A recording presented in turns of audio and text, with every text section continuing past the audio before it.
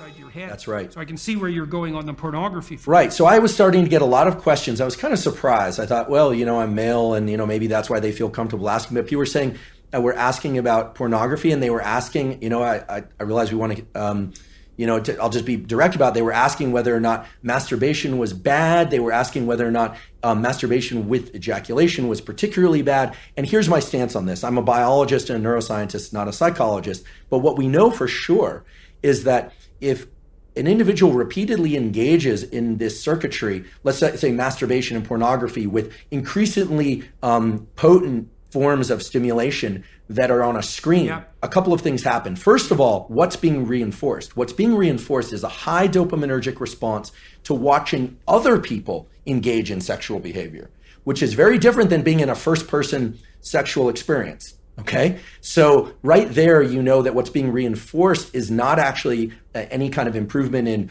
communication skills. It's voyeurism. And as these questions started to come in more and more, I started to realize there was a lot of kind of undertones of people talking about fear of or experience with sexual dysfunction that clearly pornography can lead to. And here I'm specifically talking about males. I actually don't know the literature on females. So here I'm talking about... Females don't use visual pornography to the same degree. I see. They use literary pornography. I see. So... So, and then you start to think about, okay, what happens in the cascade or the arc of sexual arousal and orgasm? What happens is that initially there's it's parasympathetically dominant, meaning if somebody is too stressed, they actually can't engage in sexual behavior. The arousal response doesn't occur. Erection is blunted, but the actual orgasm response and ejaculation is strongly associated with the so-called sympathetic nervous system, which has nothing to do with sympathy. It has everything to do with, it's a kind of a stress response. And then it reverses to a parasympathetic response. And a hormone called prolactin increases dramatically after ejaculation in males. What does that do? That blunts dopamine release and testosterone for a very long period of time, which makes sense if pair bonding and sort of, in our species anywhere, there's this idea that then other molecules would be exchanged with partners, pair bonding, potential for raising mates, etc. Without getting into a huge discussion about that, the point is this. Masturbation and pornography are potently tapping into the dopamine system and can undermine the very processes of which I consider healthy processes of finding a mate, dating, communication, eventually, if it's appropriate, sexual interaction, etc. Like it's undermining pair bonding. And pair bonding. So here's a question: if you're seeking sexual release through pornography and you go through the whole cycle and you get a prolactin release, do you bond with yourself? So this is very interesting. The biology explains. This is my thing. I'm sure we all know, but all the fucked up shit that happens to if you watch too much porn. And he broke it down scientifically, biologically, all that, man. It's like devastating, damn near permanent damage you can do to yourself from doing that shit too fucking much. Like, too much porn will literally fuck you up. You know what I'm saying? And if you find yourself within this realm of watching too much fucking porn, you need to goddamn check yourself. But this is my thing though, with that, considering where we are right now, where a lot of men are right now.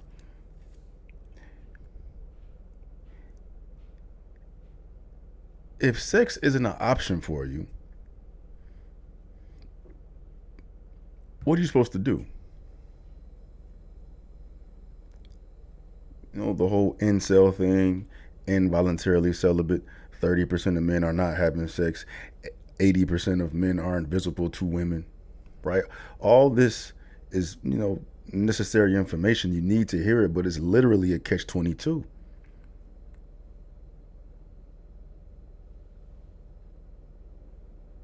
That shit I don't want to fucking talk shit. Like, I've never had to deal with that before because I don't want to undermine what men are out here really struggling with, man, because I couldn't imagine being in that situation where the access to a woman is not there. No sex available to you from a woman at all. I couldn't imagine how that shit would be just on that end, but then to try to restrict access to pornography as well. What, as a man, what the fuck are you supposed to do? Like, it makes me understand this. hostile hatred for women that the incels get stereotyped with, man. But if you have all that shit bottled up in you and you have no way of getting it out, I'd imagine most men that find themselves in this situation are not restricting themselves for porn. And if they are a ticking time bomb. Really.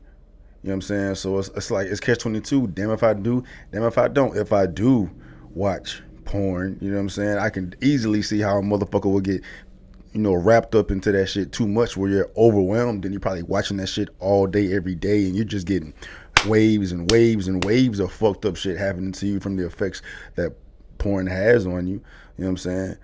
Right? So hopefully you can limit yourself, somewhat, but then at the same time, you got motherfuckers out here who have like all types of access to women who still can't let go of porn. So then I'm asking the motherfuckers who don't have any access to women to let go of porn, like, bruh, it's fucked up. It's fucked up. It's so fucked up. It's literally a catch-22. Damn if I do, damn if I don't. If I fucking watch porn too much, it's gonna fuck me up in the head. It's gonna fuck me up internally, fuck up my testosterone levels, fuck up my dopamine function, fuck up how I see women, fuck up my intimacy, my intimate relationships with women, fuck up my social interaction with women, fuck up my ability to have sex with women. You know what I'm saying? My testosterone's depleted. I'm fucking depressed. You know what I'm saying? Like, but then on the other end, if you don't do it, bro, you're literally a ticking time bomb. You're literally a ticking time bomb, and I don't think there's ever been a point in history where men are having this minimal amount of sex. It's fucked. That's why I'm hearing, all the terrible shit that porn does to you. Like, stay away from porn. It's gonna fuck you up. It's literally gonna fuck you up. Most men, they ain't got no fucking choice. They don't have no fucking choice. You know what I'm saying? Just ask a regular man who watches a little bit of porn, who has access to women, to cut off all access to women. Go no fap, the no fap movement, bro. You got to be a strong motherfucker to do that. So now you asking these motherfuckers who literally are just being beat down by society. You asking them to be mentally strong. But at the same time, if they're mentally strong, you're gonna have all this testosterone and shit that you need to get out of you stuck in you, which is literally gonna make you wanna fuck something up.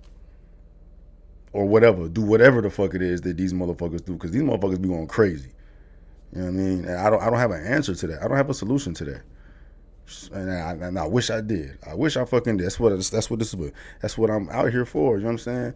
Men empowerment, right? Men's rights activism. You know what I'm saying? But there's other ways you can make yourself more appealing to women. But you shouldn't be doing shit just to make yourself appealing to women. That's a whole different conversation. We'll talk about this shit another day. Right, but just this right here, you know what I'm saying? Pornography is fucked up. But if you ain't fucking, then what you supposed to do?